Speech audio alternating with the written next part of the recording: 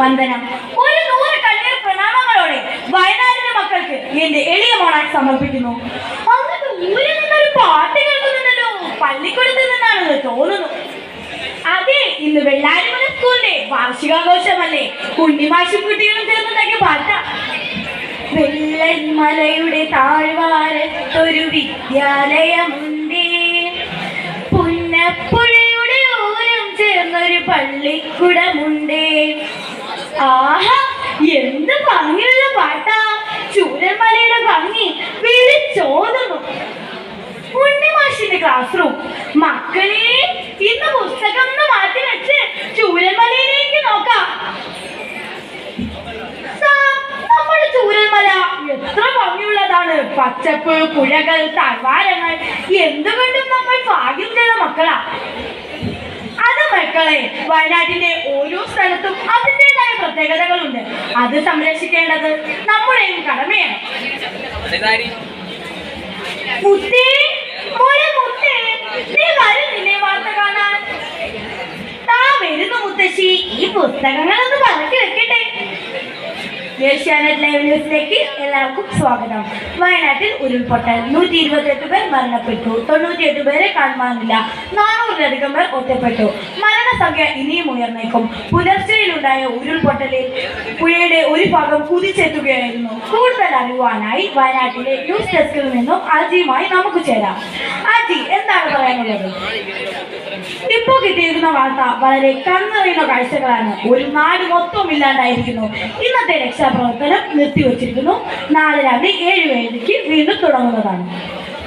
ഈ ദുരിത മുഖത്തിൽ നിന്നും നമുക്കൊരു ദൃക്സാക്ഷി കിട്ടിയിരിക്കുന്നു. എന്താണ് പ്രതീക്ഷ പറയാനുള്ളത്? രാവിലെ 1 മണിയോടടുത്ത് ഒരു ഭയാനകരമായ ഒരൊച്ച കേട്ടു. അപ്പൊ തന്നെ അച്ഛനെയും അമ്മയും ഒക്കെ വിളിച്ചു, ബന്ധപ്പെട്ട എല്ലാവരെയും വിളിച്ചു. മറ്റൊരു അതിജീവന കഥ നമുക്ക് ചേരാം. എന്റെ പേര് സുജാത.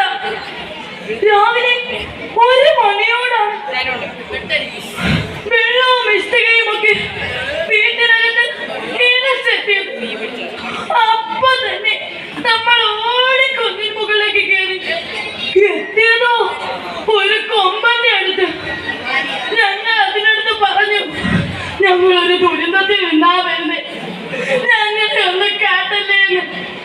അപ്പോൾ അതിന്റെ കണ്ണിൽ നിന്നും കണ്ണീർ വന്നു.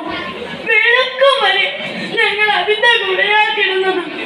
6 മണിയൊക്കെ ആയപ്പോ ആരൊക്കെയോ വന്നു. ഞങ്ങളുടെ നാട്ടിൽ ആരും ഇല്ലല്ലോ, എല്ലാരും പോയില്ലേ, അവരാ ഞങ്ങളെ രക്ഷിച്ചത്. ഇടവേളയ്ക്ക് ശേഷം വീണ്ടും തുടങ്ങുന്നതാണ്. മുത്തശ്ശി, എന്ത് ഭയാനകരമാണിത്. എന്താ മുത്തശ്ശി ബാക്കി കാണിക്കാത്തത്? മക്കളെ, അത് ഓരോരുത്തരുടെയും വിധിയാണ്. ഇത് ഇടവേളയാണ്. അതിനുശേഷം നമുക്ക് കാണാം. ഏഷ്യാനെറ്റ് ലൈവ് ന്യൂസിലേക്ക് എല്ലാവർക്കും വീണ്ടും സ്വാഗതം. ഒറ്റ രാത്രി കൊണ്ട് ഒരു നാടിനെയും നാട്ടുകാരെയും കൊന്നെടുക്കുമ്പോൾ നമ്മുടെ മനസ്സിലെല്ലാം മരവിപ്പാണ്. അതിലുപരി നമ്മുടെ GBHSS സ്കൂളിലെ ഉണ്ണിമാഷിന്റെ കരച്ചിൽ വളരെ കണ്ണിറയിപ്പിക്കുന്നതാണ്. ഇവിടെ 12 വർഷമായി ജോലി ചെയ്യുന്നതല്ലേ, സാറിന് എന്താണ് പറയുന്നത്? ഒന്നും പറയാനില്ല, ഒന്നും പറയാനില്ല. ജോലി ചെയ്യാം, വീട്ടിൽ പോവാം, ജോലി ചെയ്യാം, വീട്ടിൽ പോവാം. ഒരു അധ്യാപകനും ഒരു സ്കൂളും ചെയ്യരുത്, അല്ലെങ്കിൽ ഇങ്ങനെയൊക്കെ സംഭവിക്കും. ഞാൻ മക്കളോട് പറയും, മക്കളെ, നിങ്ങൾ ഭാഗ്യം ചെയ്ത മക്കളാ, അല്ലെങ്കിൽ ഈ പുഴയിൽ തിരുമ്പ് പഠിച്ച് ആർക്കും ഭാഗ്യം കിട്ടാൻ. കുറെ അഹങ്കരിച്ച് അതിനെല്ലാം കിട്ടി. ഒന്നും പറയാനില്ല സാറേ, ഒന്നും പറയാനില്ല.